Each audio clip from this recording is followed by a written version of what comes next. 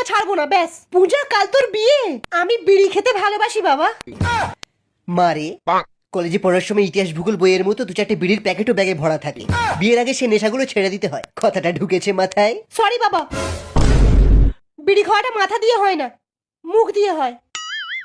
কিরকম বিড়িখোরদের মতো কথা বলছে দেখো। বল কুকুর কেন ডাকে ঘেউ, তোকে বিড়ি তো খাইয়েছে কেউ।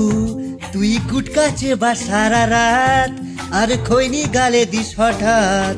করেছিস কি নেশা, হয়েছিস নেশাখোর। আঁচলা বাঁশ খাবি জীবন ভোর। সত্যি করে বলো তো, তুমি বিমল খাওয়া কি করে ধরলে? আরে বিমল তো আমি, আরে আমি জীবনে এইসব নেশা করতামই না।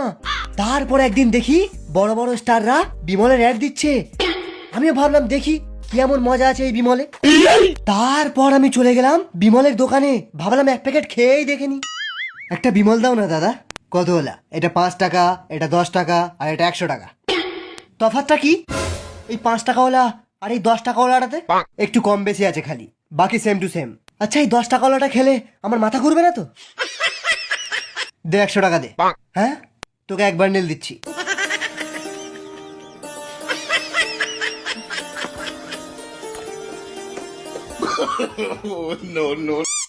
ব্যাস তারপর থেকে আমার সবসময় গালও লাল থাকে আর আমার হাগাও লাল লাল হয়।